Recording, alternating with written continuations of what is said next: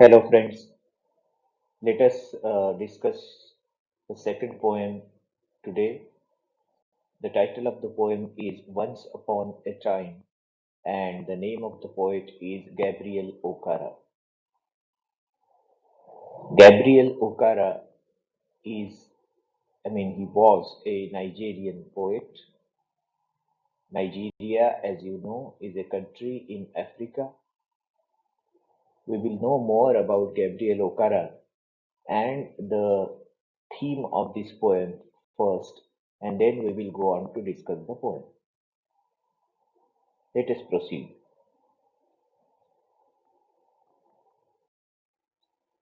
Gabriel Okara was born on 24th April 1921 and died on 25th of March 2019, just 2 years ago, at the age of 98 in Nigeria. He was a poet as well as novelist, and he wrote in English.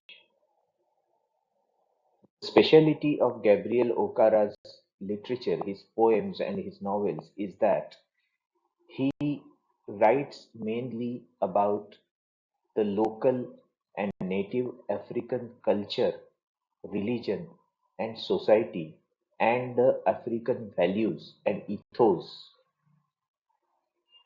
Nigeria, like many other countries in Africa, was under the British rule for a long time, and Gabriel Okara, through his poems and novels, very often laments the loss of the native African culture and values during the British rule as an ill effect of the British rule. This is a poem in which he laments the same thing. आफ्रिकेतल्या अनेक देशांप्रमाणेच Nigeria सुद्धा इंग्रजांच्या राज्याखाली होता, अंमलाखाली होता. इंग्रजांचं राज्य होतं त्यावर. आणि त्यामुळे काय झालं, की आफ्रिकेतले, नायजेरियातले, आफ्रिकेतले जे त्यांची मूळ संस्कृती होती, मूळ त्यांची मूल्य होते, ते सगळे या ब्रिटिश अ, राज्याच्या प्रभावामुळे ते बदलले. त्यांच्यामध्ये त्यांना एक प्रकारे त्यांची मोडतोड झाली आणि ही मोडतोड या गॅब्रियल ओकारासारख्या साहित्यिकांना रुचली नाही आणि आपल्या लिटरेचरमधून, आपल्या पोएम्समधून, नॉवेल्समधून गॅब्रियल ओकारा नेहमी दुःख व्यक्त करतो, की ब्रिटिशांच्या आगमनापूर्वी नायजेरियाची संस्कृती ही किती उदात्त होती आणि आता नायजेरियन संस्कृती ही किती अ, ज्याला आपण म्हणू नॅरो माइंडेड झालेली, संकुचित झालेली आहे. हीच भावना या पोएममध्ये गॅब्रिएल ओकाराने व्यक्त केलेली आहे. वन्स अपॉन अ टाइम, कोणे एकेकाळी कसं होतं आणि आता कसं आहे.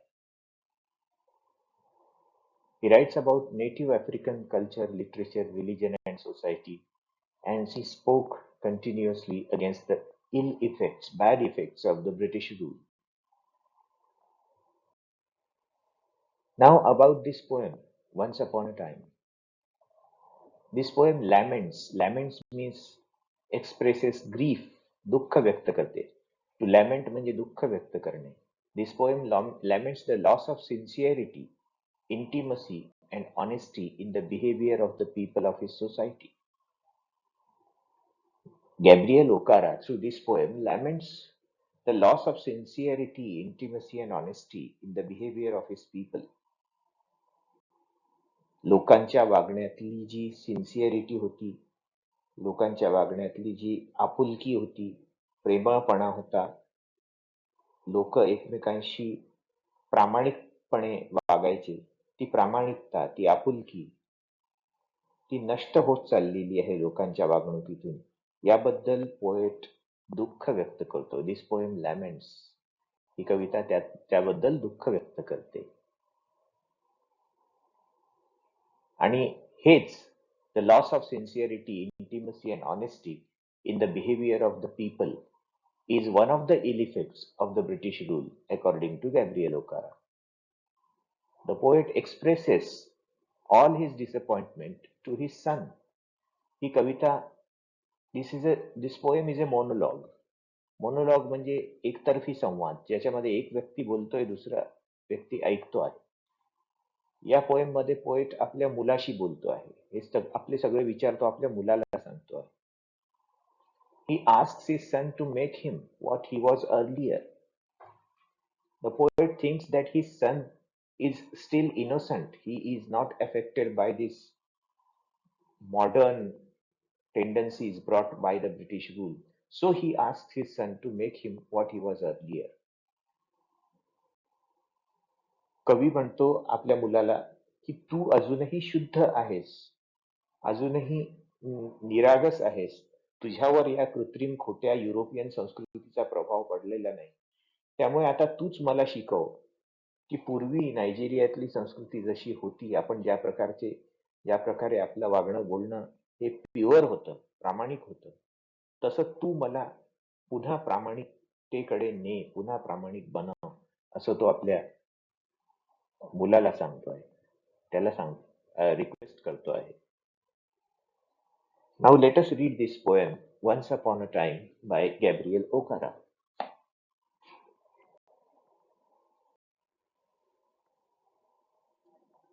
Once upon a time, son, they used to laugh with their hearts and laugh with their eyes, but now they only laugh with their teeth, while their ice block cold eyes search behind my shadow. The poet is talking to his son. He says to his son that once upon a time, they means people, used to laugh with their hearts. They used to laugh with their eyes. That means they used to laugh very sincerely. They used to laugh from the bottom of their hearts.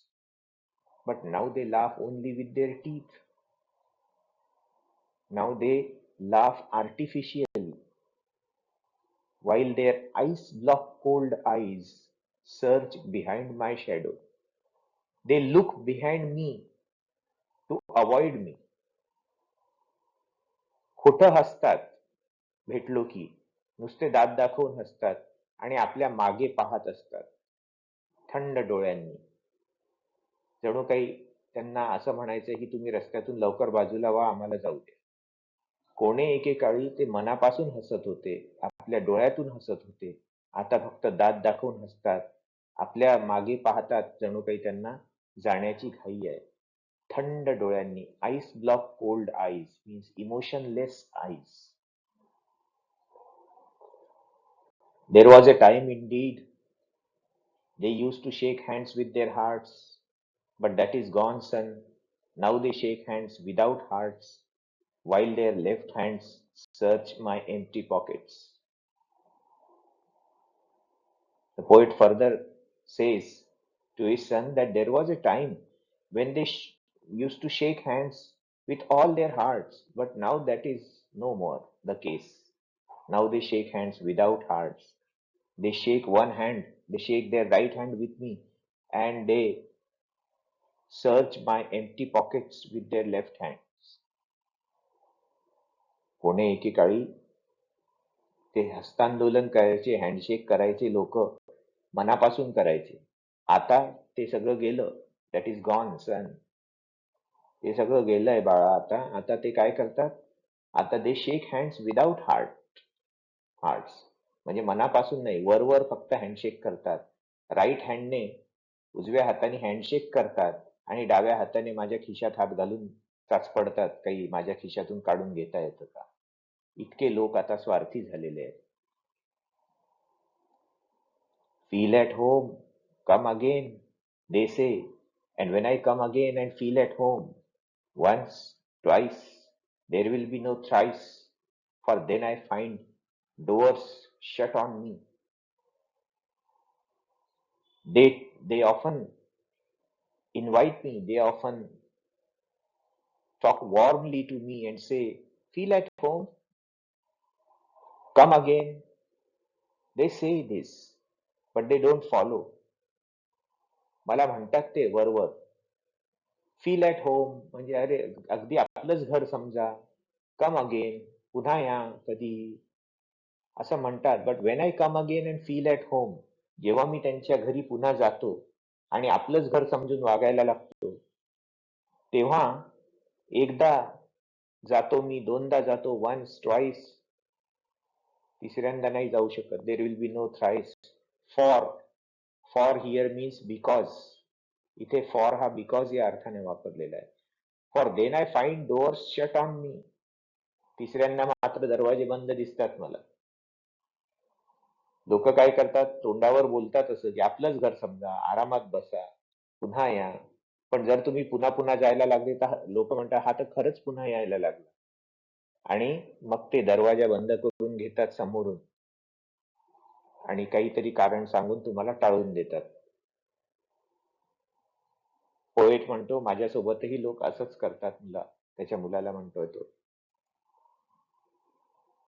So what the poet has done then, मग लेखकाने काय केलं अशा वेळेला? So I have learned many things son. I have learn to wear many faces like dresses. Home face, office face, street face, host face, cocktail face, with all their confirming smiles like a fixed portrait smile. मग अशा वेळेला मी काय केलं? I have learn many things. I have learn to wear many faces. मी अनेक गोष्टी शिकलो. मी मुखवटे बदलून वागायला शिकलो. वेअर फेसेस, चेहरे घालणे म्हणजे मुखवटे घालणे, मास्क घालणे. वेगवेगळ्या प्रकारचे चेहरे आपल्या चेहऱ्यांवर चिकटवायला शिकलो मी. म्हणजे प्रत्येक ठिकाणी वागायचा चेहरा वेगळा. ज्या ठिकाणी आपण जातोय तिथल्या वातावरणाप्रमाणे वागायचं, वातावरण पाहून वागायचं, हे मी शिकलो. म्हणजे एक प्रकारे आपल्या चेहऱ्यावर वेगवेगळे मुखवटे चढवून वागायला शिकलो. लाईक ड्रेसेस, ज्याप्रमाणे आपण कपडे बदलतो त्याप्रमाणे मुखवटे बदलायला शिकलो. Home face, one face of living at home. While living at home, I have one face. Office face, I have another face in office. Street face, while walking on street, I have another face. Host face, when I am a host, म्हणजे मी यजमान असेल, माझ्याकडे कोणी पाहुणा आला असेल, तर I have different face. Cocktail face, एखाद्या कॉकटेल पार्टीमध्ये वागायचा फेस. असे वेगवेगळे फेसेस मी माझ्या चेहऱ्यावर चिकटवायला शिकलो, मास्क सारखे. with all their confirming smiles. Confirming smiles? Confirming means approving. Confirm करणे म्हणजे एखाद्या गोष्टीला दुजोरा देणे.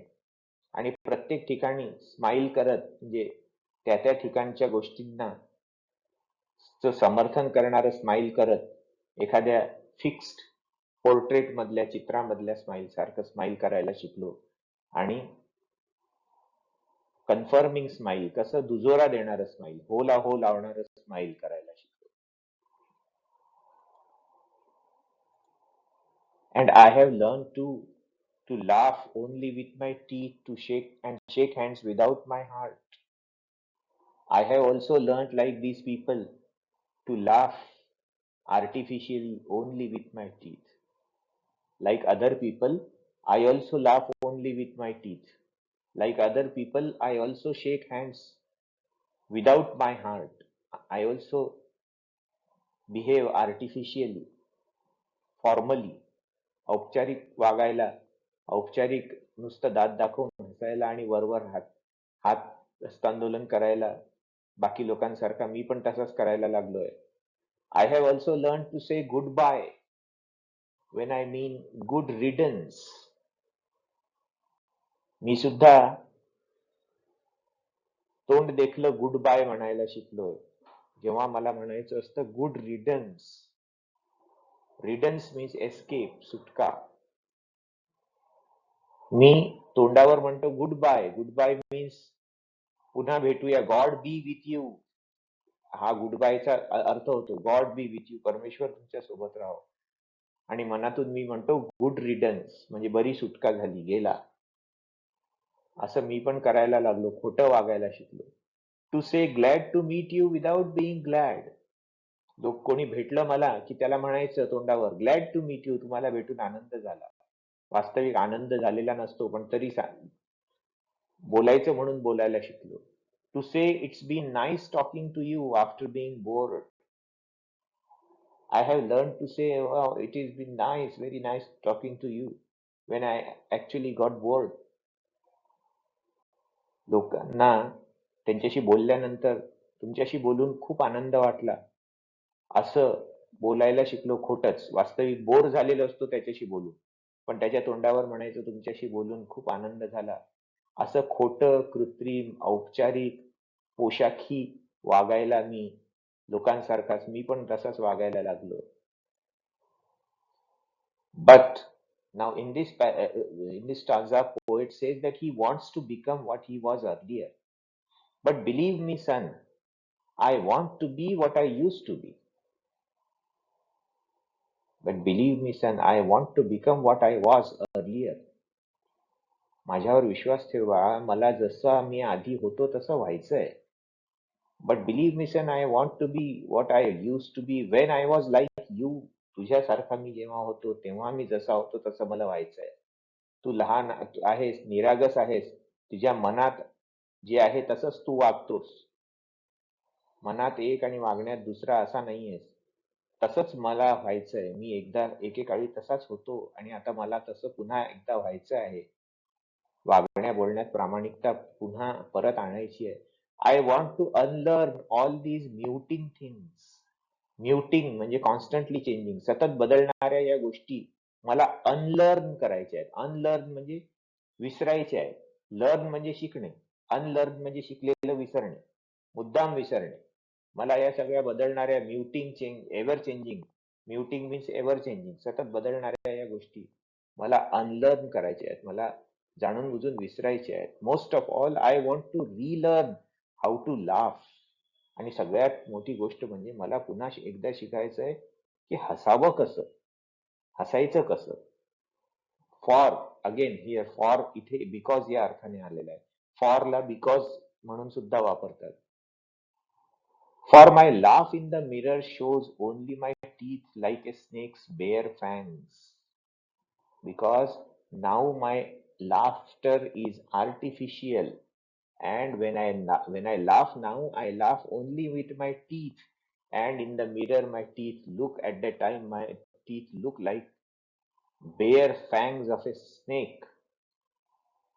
आता मी जेव्हा हसतो, मी नुसतं दात दाखवून खोटा हसतो आणि आरशात पाहिलं तर सापाच्या विषारी दातांसारखे विषारी दातांसारखे माझे दात दिसतात. Fangs means long sharp teeth. सापाचे जे 2 विषारी दात असतात तसे माझे दात दिसतात. So show me son how to laugh. तू मला शिकव. शो मी, तू दाखव मला बाळा कसं हसावं. Show me how I use to laugh and smile once upon a time when I was like you. तू मला दाखव की कसं हसावं, कसं स्मितहास्य करावं, कसं स्माईल करावं, कसं हसावं. एकेकाळी मी तुझ्यासारखा असताना जेव्हा जसा हसत होतो, स्माईल करत होतो, तसं कसं हसावं, स्माईल कसं करावं, हे तू मला पुन्हा एकदा शिकव बाळा, असं पोएट म्हणतो आहे. आणि अशा प्रकारे तो आपल्या मुलाशी बोलतो आहे. He is talking to his son and he is in the at first he describes how people have changed their behavior, how they behave formally, artificially,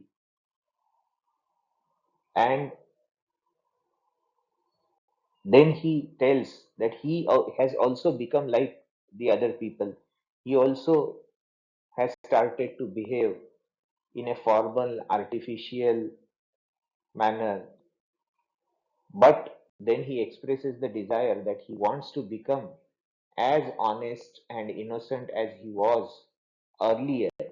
And he tells his son to show him how to laugh, how to smile like he used to do when he was of the age of his son. I hope you have understood this poem. I recommend that you should read the poem yourself from the textbook after listening to this lecture and once again try to understand it.